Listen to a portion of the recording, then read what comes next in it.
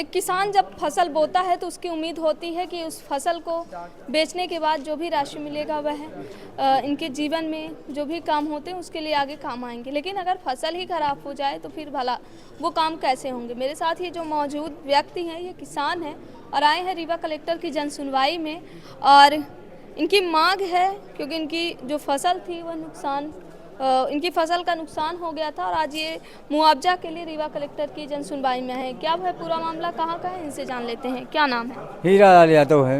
यहाँ क्यों आए हैं, कहाँ से आए हैं? देवगांव कला से आए हैं और कलेक्टर साहब के पास आए हैं, निवेदन कर रहे हैं कि हमको कौन सी मुआवजा तहसील है? सिमरिया तहसील है जी। तो क्यों आए हैं?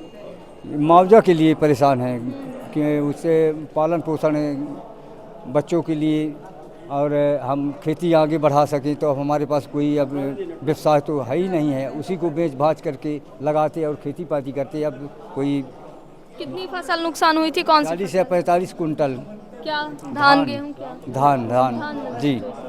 कब से आ रहे हैं रीवा कलेक्टर की जन सुनवाई? ये गला 3 बार आ चुकी। तो यहाँ क्या कहा जाता है? यहाँ कहा जाता है कि जाओ तहसीलदार साहब से मिलिए, और तहसीलदार के पास जाती तो कोई मिलते ही नहीं हैं। अब बाबू लोग मिलते हैं तो कहीं बाबू लोग बोल देते हैं 2 महीना 3 महीना बाद होगा या कि न होगा, मतलब कोई अभी ठिकाना नहीं है जी। तो अब यही आज यही बोले हैं जी, आज यही बोले हैं जी जी जी।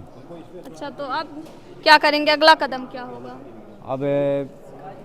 अब बस हो गया। अब कोई हमारे चारा तो और बाकी कुछ है ही नहीं है, साहब के लगे आते जाते हैं, बस हो गया।